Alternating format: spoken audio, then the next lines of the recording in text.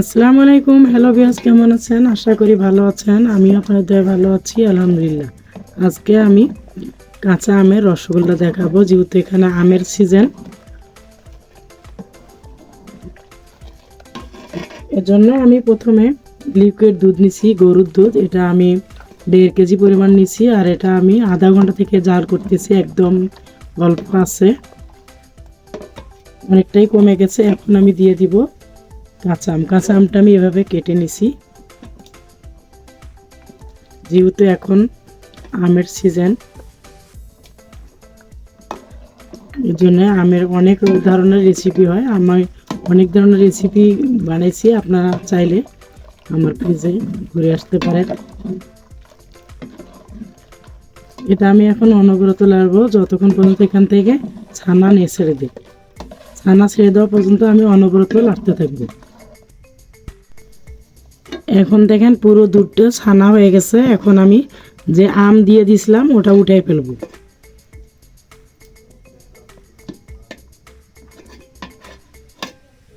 সবগুলো আম আমি একটা একটা করে উঠাই নিতেছি ছানা থেকে।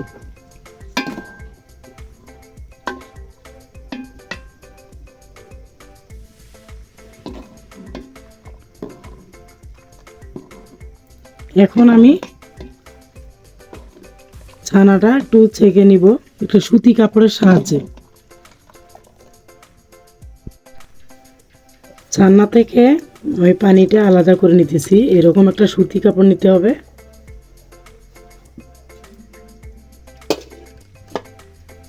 আর সুতি কাপড়ের সাহায্যে ছানাটা সুন্দর করে ছানা থেকে পানিটা বের করে নিতে হবে।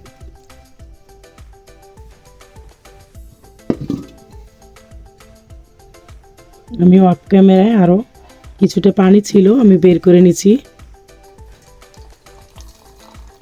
এইভাবে একটু চেপে চেপে পানিটা বের করে নিতে হবে গরম অবস্থায়।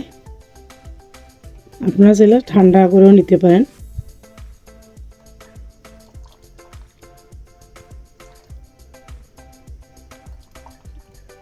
চাপ দিয়ে পানিটা নিতে হবে বের করে।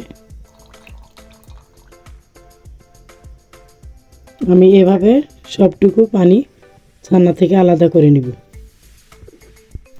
ছানাটা আমি আলাদা করে নিলাম। এখন আমি এটা ব্লেন্ড করে নিব। আপনারা চাইলে কিন্তু হাত দিয়ে ওটা মুথে নিতে পারেন। আমি এখন এটা ব্লেন্ড করে নিব। আমি ছানাটা এভাবে ব্লেন্ড করে নিলাম।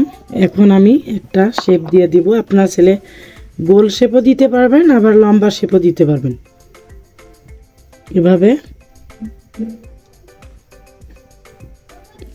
এভাবে আমি একটা শেপ দিয়ে দিব।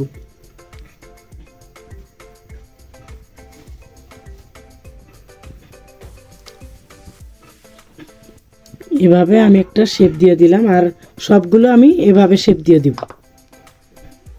ছানাগুলোরে আমি গোল শেপ দিয়ে দিলাম, আর এদিকে চিনি দিয়ে দিছি, আর পরিমাণ মতো পানি দিছি। এখন আমি সিরকা তৈরি করে নেব। সিরকার বলক উঠে গেছে। এখন আমি দিয়ে দিব ফুড কালার। যেহেতু এটা আমের রসগোল্লা, এজন্য আমি সবুজ রং নিছি। এটা সামান্য 2-1 ফোঁটা দিলেই কালারটা চলে আসবে। আর এখন আমি দিয়ে দিব ছানার সেই রসগোল্লা।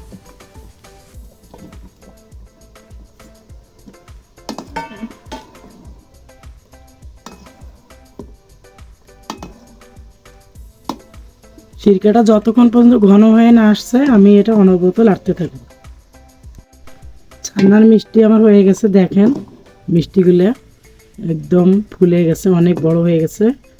আমি কিন্তু ছোট করে বানাই দিছিলাম। সিরকার মধ্যে দেওয়াতে ছানার মিষ্টিগুলো অনেক বড় হয়ে গেছে। এখন আমি এটা চুলো থেকে নামিয়ে ফেলবো, ঠান্ডা হওয়ার জন্য অপেক্ষা করব, তারপর পরিবেশন করব। আমের রসগোল্লা আমার রেডি। দেখেন কালারটাও অনেক সুন্দর আসছে, আর এটা কিন্তু খেতে অনেক টেস্ট হবে। এটা কিন্তু দেখেন রেসপন্স করতেছে। আমি যেভাবে বানাইলাম আপনারা বাসায় ওভাবে বানাবেন, দেখবেন অনেক ভালো লাগবে। আর ভালো লাগলে আমার চ্যানেলটা সাবস্ক্রাইব করবেন। ভালো থাকবেন। আল্লাহ হাফেজ।